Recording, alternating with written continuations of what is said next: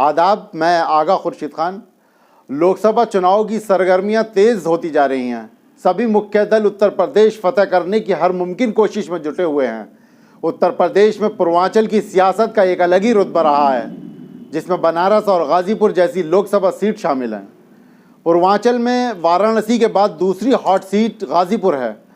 अंसारी परिवार के प्रभाव वाली ये सीट मुख्तार अंसारी की जेल में मौत के कारण पूरे देश में चर्चा में है। इस सीट से 2019 में मनोज सिन्हा जैसे कद्दावर नेता को हार का सामना करना पड़ा था। यह हार भी तब हुई थी जब मनोज सिन्हा मोदी सरकार के रेल राज्य मंत्री रहे और गाजीपुर में विकास के तमाम कार्य उनके ही कारण हुए। उस समय मुख्तार अंसारी के भाई अफजाल अंसारी ने मनोज सिन्हा को 1 लाख से ज़्यादा मतों के अंतर से हराया था।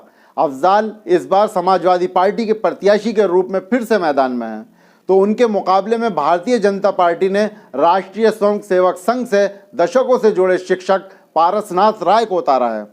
गाजीपुर के वर्तमान सांसद अफजाल अंसारी पहले कम्युनिस्ट पार्टी ऑफ इंडिया में थे। 1996 में सपा में चले गए थे। 2009 में उन्होंने बसपा का दामन थामा।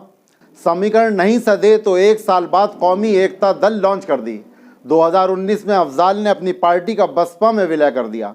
2019 में उन्होंने बसपा के टिकट पर लोकसभा चुनाव जीत हासिल की। अंसारी को सपा उम्मीदवार घोषित किए जाने के बाद से सपा के साथ उनका जुड़ाव भी खत्म हो गया है। माना जाता है कि मुख्तार अंसारी के निधन के बाद गाजीपुर लोकसभा सीट पर सांसद अफजाल अंसारी का पलड़ा और भी भारी हो गया है। इसके अलावा भारतीय जनता पार्टी ने इस बार मनोज सिन्हा की जगह एक नए प्रत्याशी को उतारा है, जिसका फायदा सीधे तौर पर अंसारी परिवार को मिलता हुआ नजर आ रहा है। 2.5 दशक से बंद नंदगंज चीनी मिल और बहादुरगंज कताई मिल के पहिए अब तक नहीं दौड़ सके हैं। कैश क्रॉप गन्ने की खेती बंद होने से किसान बेहाल है। विश्वविद्यालय और एयरपोर्ट ना होना भी बड़ा मुद्दा है। रोजगार के अवसर उपलब्ध कराने के लिए यूपी की योगी सरकार द्वारा पूर्वांचल एक्सप्रेस के किनारे औद्योगिक गलियारा बनाने को ज़मीन की खरीद शुरू है। गाजीपुर बलिया हाईवे के किनारे मंडी का विकास होने से किसानों के उत्पाद को बिक्री का बड़ा बाजार मिलने की उम्मीद है। गाजीपुर लोकसभा सीट पर सर्वाधिक संख्या यादव वोटरों की है। इसके बाद दलित और फिर मुस्लिम वोटरों की संख्या है। यादव, दलित और मुस्लिम वोटरों को मिला लिया जाए तो गाजीपुर लोकसभा क्षेत्र के कुल वोटरों की आधी आबादी हो जाती है।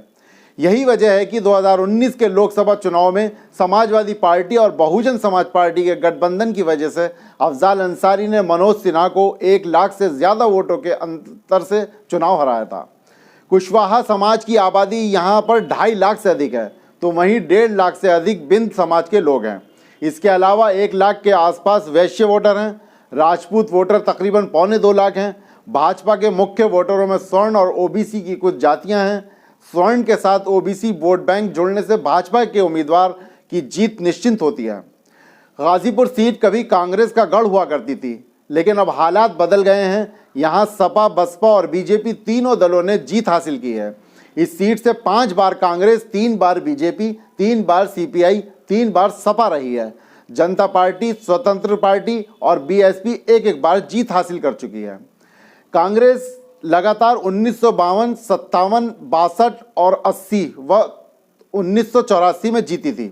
इसके बाद यहां कांग्रेस को जमानत बचा पाना मुश्किल हो गया। वहीं 1952 से लगातार हैट्रिक मार रही कांग्रेस का रथ सीपीआई के सरयू पांडे ने 1967 में रोका और 71 में सीपीआई से उनकी वापसी हुई।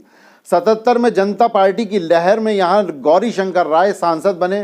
साल 1979 में जगदीश कुशवाहा निर्दलीय, 1951 में विश्वनाथ शास्त्री सीपीआई से, 1996 में मनोज सिन्हा भाजपा से, 1998 में ओम प्रकाश सिंह सपा से, 1999 में मनोज सिन्हा भाजपा से, 2004 में अफजाल अंसारी सपा से, 2009 में राधे मोहन सिंह सपा से, 2014 में मनोज सिन्हा भाजपा से, 2019 में अफजाल अंसारी बसपा से जीते थे।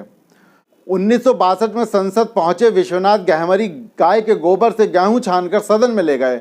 वहां दिखाया कि गाजीपुर की गरीबी और पिछड़ापन कैसा है, तो पूरी संसद रोई थी। पहली बार देश ने जाना कि गाजीपुर में कितनी बदहाली है। विश्वनाथ गहमरी के बाद अब तक 13 सांसद लोकसभा में गाजीपुर का प्रतिनिधित्व कर चुके हैं, लेकिन हालात कमोपेश अब तक उसी तरह है। कमज़ोर खेती और नौकरी के लिए पलायन अब भी गाजीपुर की पहचान है। अफीम फैक्ट्री को छोड़ दें तो उद्योग के नाम पर जिला बिल्कुल जीरो है। कभी यह क्षेत्र गन्ने की खेती पर निर्भरता, लेकिन आज नंदगंज की एकमात्र चीनी मिल बंद हो जाने के बाद किसानों को इस फसल का सहारा भी नहीं रहा।